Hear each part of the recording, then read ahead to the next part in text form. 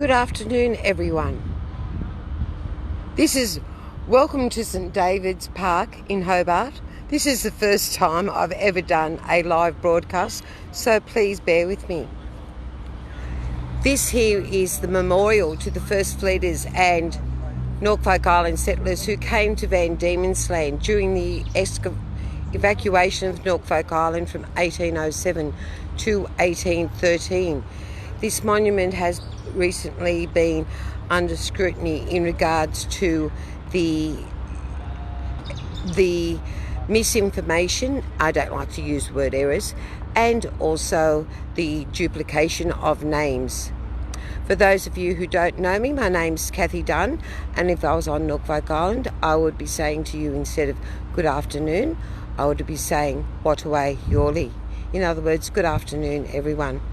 Of course, here we have the Lady Nelson in regards to that sailed from Norfolk on the 20th of January 1813, arriving at Port Demwinkle, which is now known as Launceston, in 1813. And look, there's Richard Sides, his wife Anne White, and who connect with the Nathaniel Lucas family from Norfolk Island.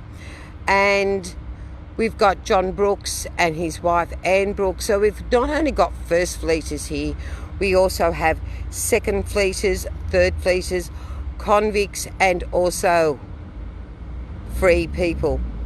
We have the minstrel from February 1813 once again, and we have Rebecca, we have Henry Clayton, his wife Sarah. These records have been, and lists have been, extracted from the shipping records, but not all variations of the shipping records were consulted. We have Thomas Stretch down the bottom here. He actually went missing on Norfolk Island for about 4 months. They actually had David Clark actually wrote that he'd feared him dead, but he was found by a set of Marines over near Captain Cook's landing place, or what today is Captain Cook's landing place.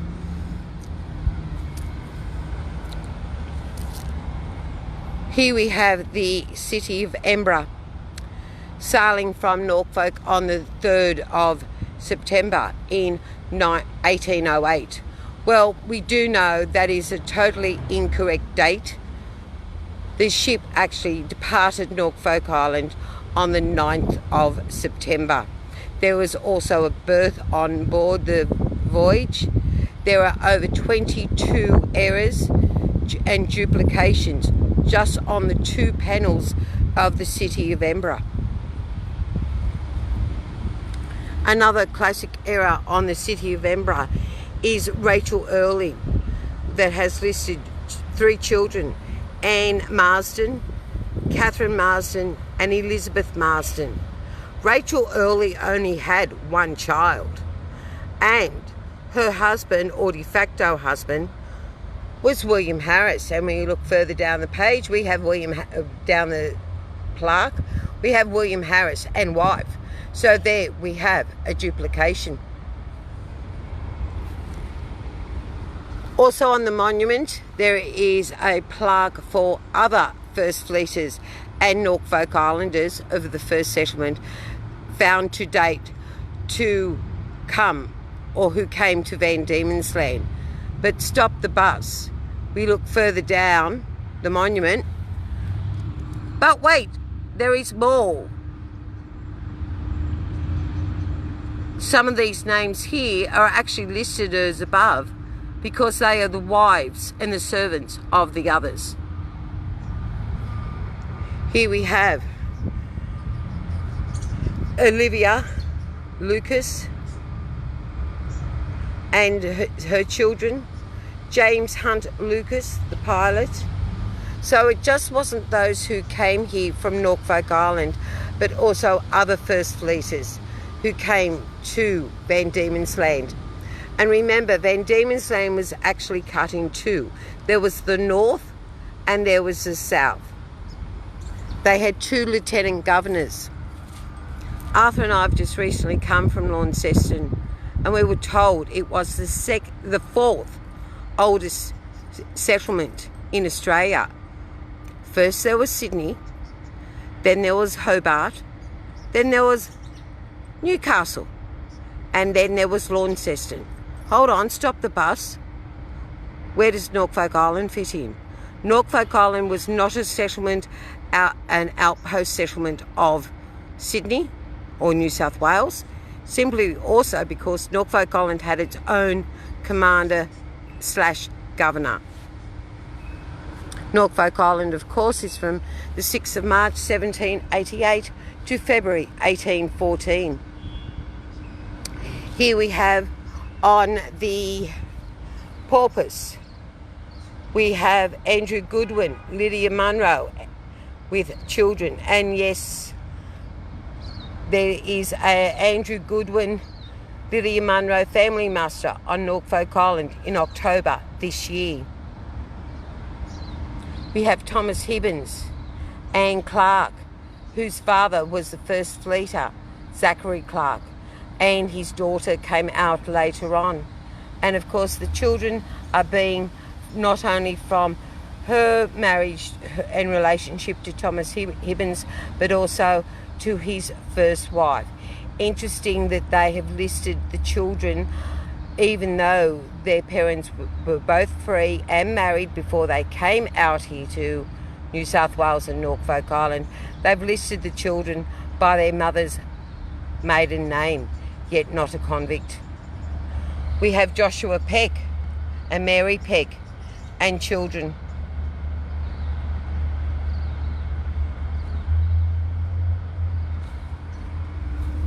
And here we are back at the last side.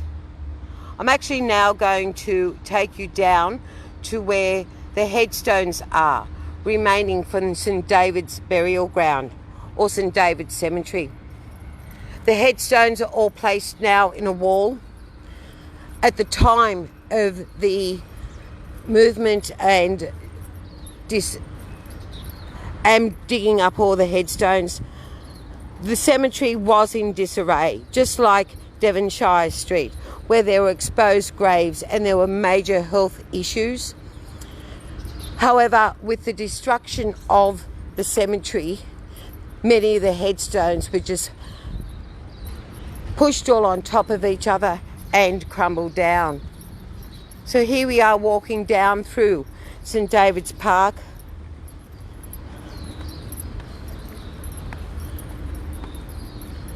And we come to just walls and walls of headstones. And yes, there are many Norfolk Islanders here. To the memory of Jacob Billette, a free settler who departed this life on the 2nd of December 1815, aged 27. There's a question over the verification of that year, but it's just someone's interpretation, because many of these headstones were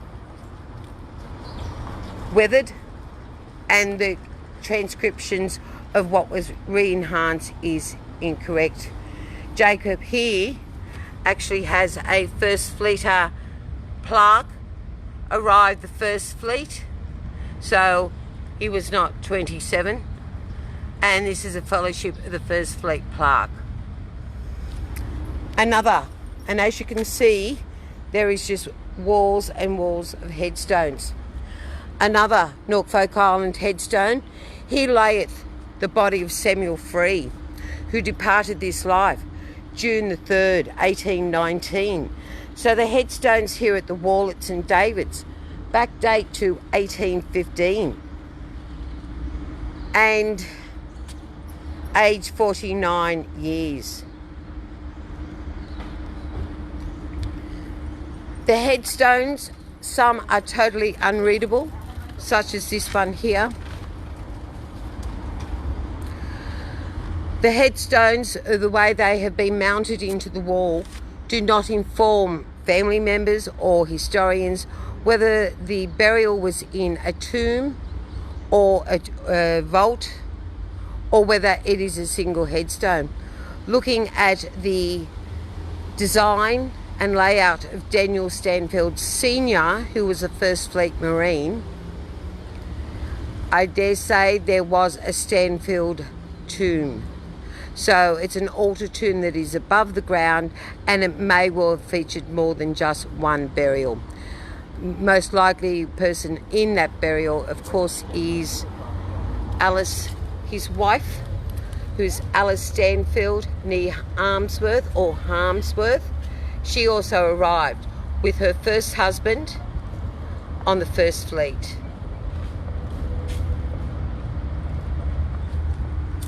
You can see the conditions, but when this wall was all being put together, all the headstones were just shifted to one side and crumbled. We have sacred to the memory of Richard Pitt, who departed this life May 14, 1826. One could actually spend quite a few hours just walking along these walls, seeing names from your own family, seeing many Norfolk Island families that connect 2 generations down. We even have a Thomas Williams of 1827. There are people who are buried here at St John's, and there's no surviving headstone. That is not to say they did not have a headstone. That is just saying that their headstone did not survive to the 1870s. And remember, these headstones were just crumbled together like a bag of Lego and shaken up and down and damaged. And you can see some of the damage that's on these headstones and what other data has been lost from where the headstone has actually been cut for the installation into the wall. We have the Priest family of 1829. One would have to go and do some research, but you'll probably find that this includes the Priest family from Norfolk Island. We have Anne Pegg, Richard Underwood, not Norfolk Island, but the Underwood family is a very prominent family in colonial New South Wales, and they were right into shipping. And also the Underwood family connects with not only Andrew Goodwin's family, but also with the Loveridge family and the Burrows family of Tasmania, Norfolk Island, and also New South Wales. There was a lot of intra-shipping. Not all Norfolk Island families came direct to Van Diemen's Land. Many of them, such as Nathaniel Lucas, came to New South Wales first and eventually came down to Van Diemen's Land. Different headstones will be easier to read at different times of the day. You can see by this headstone here that this is not natural weathering. This is where it was just simply destroyed and crumbled. If one goes on to Trove and types in St David's, Hobart, you'll see some of the appalling photos that were taken at the time that the cemetery was being turned into a park. There's lots of nice seated area where you can sit down. It's actually been beautiful weather while we've been travelling around Tasmania.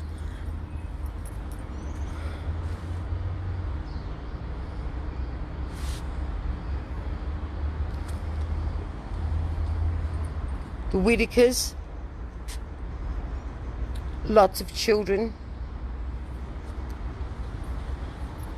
Looking at the styling of this monument here, I dare say this was an actual altar tomb, which is a tomb above ground that looks like an altar at a church. I actually expected to see more Norfolk Island names here. They are buried here, but there's simply no surviving headstone.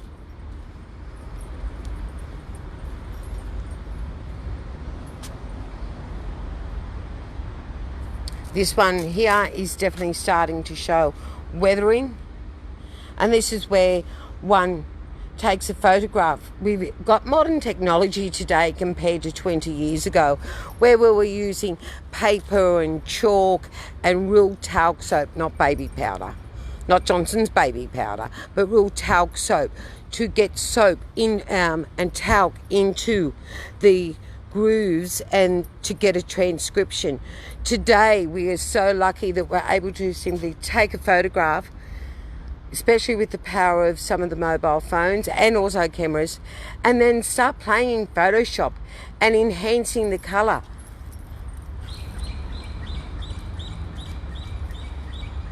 You can see there's walls and walls and walls of headstones.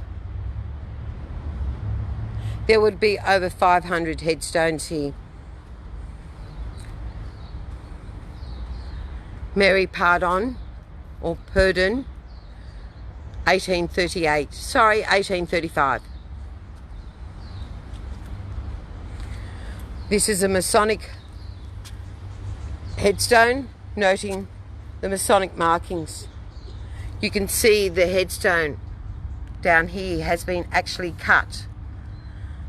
With doing this to headstones, one questions what other historical data and evidence has been lost in time.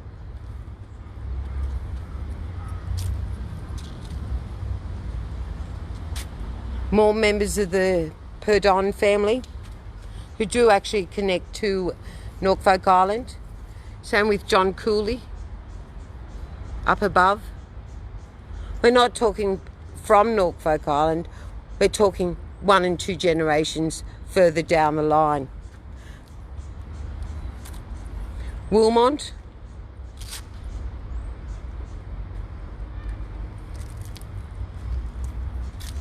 Richard Garth, sorry, further down, my mistake. Richard Garth. We have a message. A number of the Purdons are here, children of Michael and Mary from Norfolk Island in 1808. So we'll just go back to them. So there's Catherine, age 17 years, 1837. Died in 1837. So she was born in 1920. Oh, sorry, wrong century, 1820.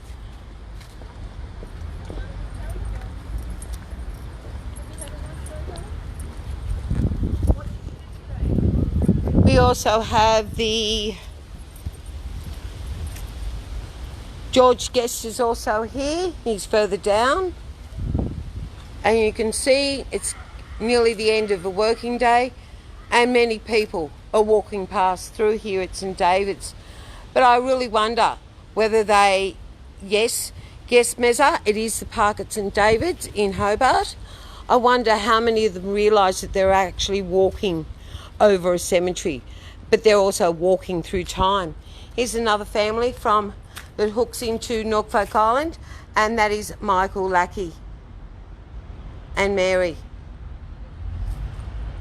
This would have been a vault. And when you see these walls and how they've all been put in together like a very collage, we are so fortunate with the Devonshire Street Cemetery that in 1901 the headstones and the remains were taken out to Botany. Over here we have one of my favourite characters from Norfolk Island. I call him the real estate agent because at one stage he owned over, in his time on Norfolk Island, he actually owned nearly 600 acres, 700 acres on Norfolk Island. If you look up the 1792-1796 Victorling book, George Guest arrived on HMS Sirius. Of course. When did you come here, mate? 1790. Oh, yes, you're on the Sirius. No, he was not. He actually arrived on the HM Supply, or the Her Majesty's Armed Tender Supply. The Supply was not big enough to be a ship. It was a very small yacht. So it was an armed tender. And this is actually his headstone here. He died in 1841. He was one of the very first Norfolk Islanders to come to Van Diemen's Land, and he had to report back about the quality of the grazing, and he brought a lot of sheep with him, and I still think all those sheep are still here after all the sheep I saw today. George Guest, he has a First Fleet plaque, and down below there is also a plaque to Edward Garth and Susan Garth. Now, Edward and Susan, and that is next to the tomb, altar tomb remains of William Garth. But you can see the damage that was done to the headstones and the coffins at the time. You can see how history has been lost. That's in 1842.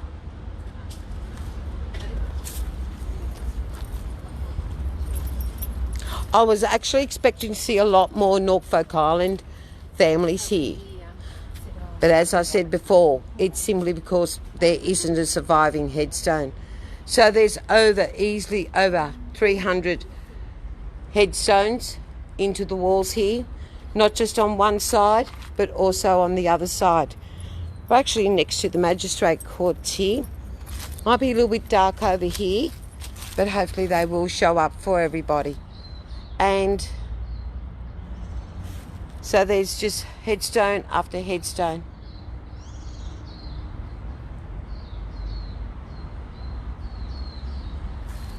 Tomorrow we're going to be reporting from Port Arthur.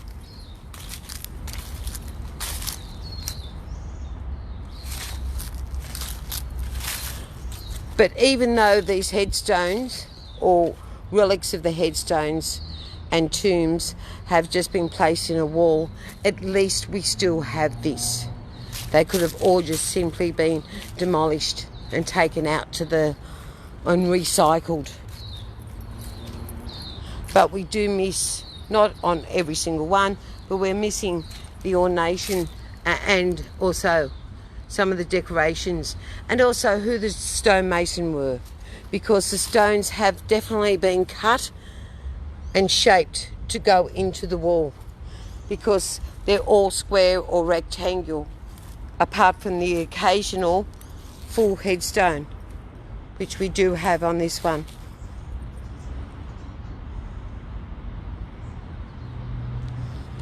You're more than welcome to share my first podcast, as they're called, on any of your Tasmanian or Norfolk Island groups, or even your own family history group.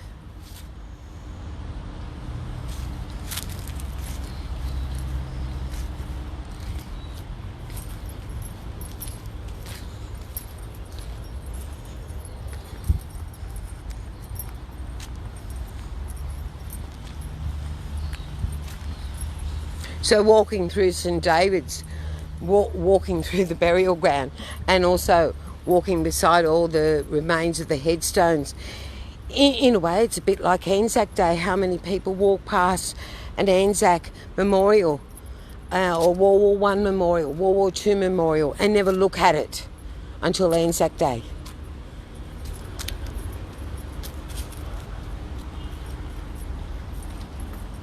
St David's Park is a very nice setting. There are lots of other monuments here.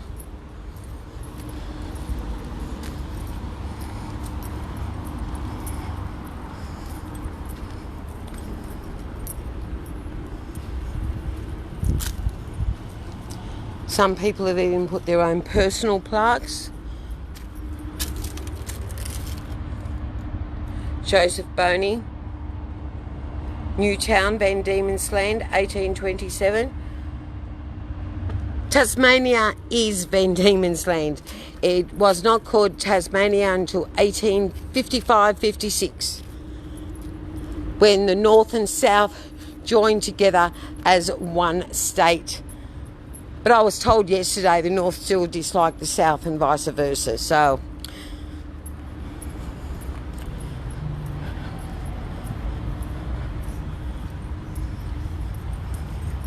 We're just going to finish up here back at the Norfolk Island First Fleeters Monument.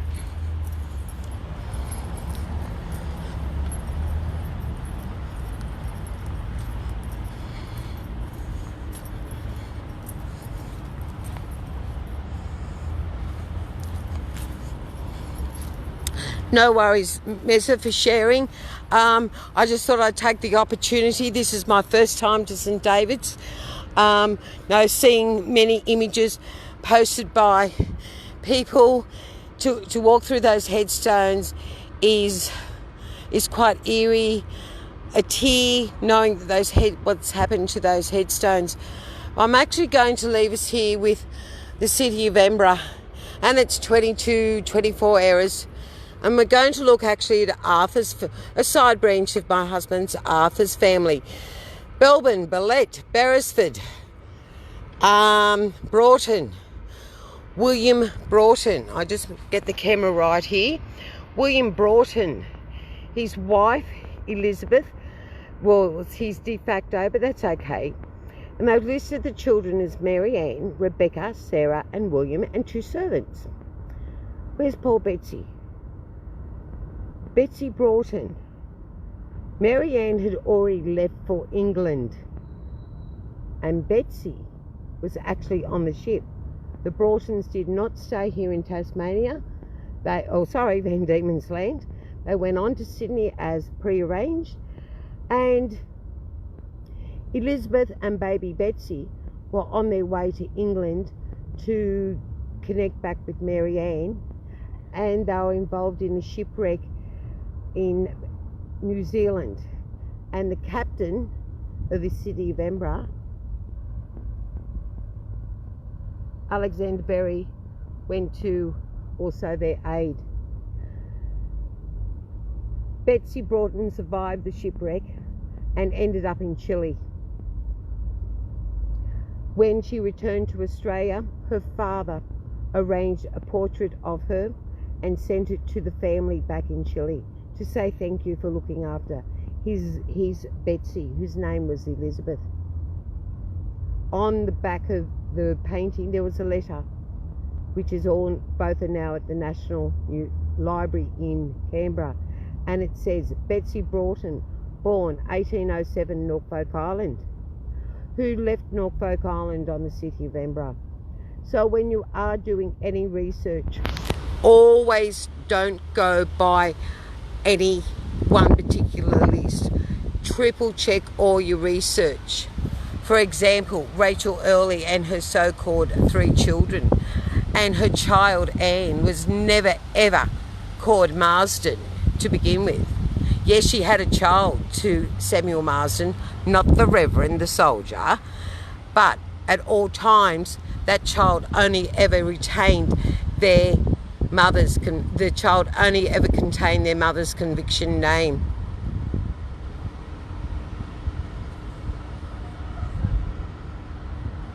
Children from Norfolk Island were on stores by their mother's conviction name, regardless of their parents' marital status.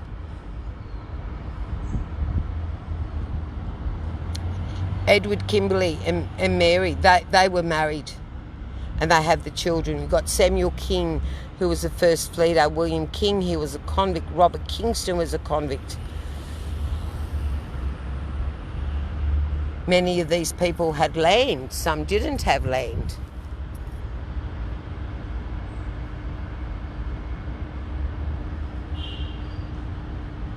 We have Thomas Norman and wife.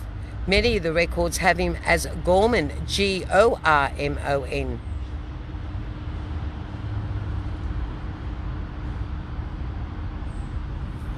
We have Daniel Stanfield, wife Alice, and also children Daniel and wife Kimberly, Maria Kimberly.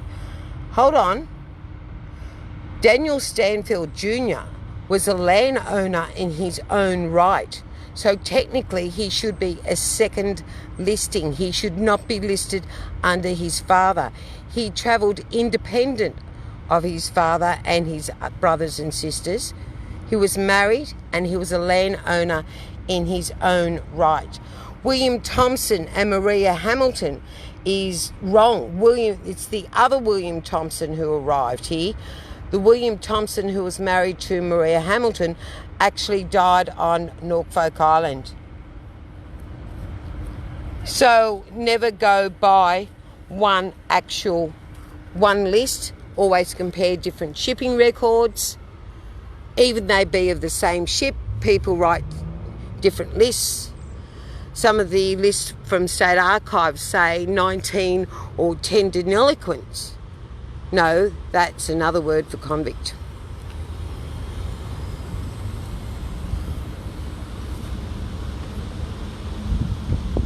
And no, names are spelt wrong. We've got McCarthy instead of MacArthur. Not all these people were free. Some of them were convicts. Some of them were colonial sentence convicts.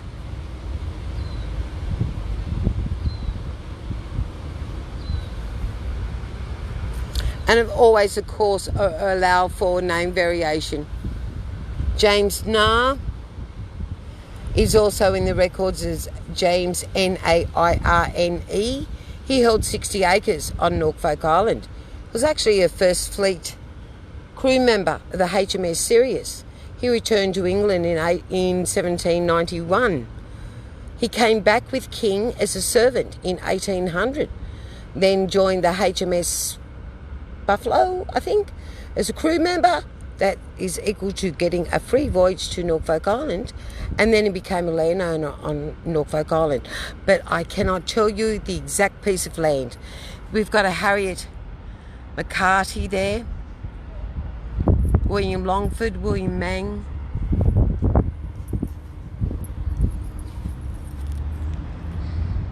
James Dodding. So there's lots of First Fleeters here, but there's also Second Fleeters, Third Fleeters, and also free people. But it's these families who created the Norfolk Island first settlement that we all go back to and enjoy today. And remember that from the First Fleet, over 50% of the First Fleet did go to Norfolk Island.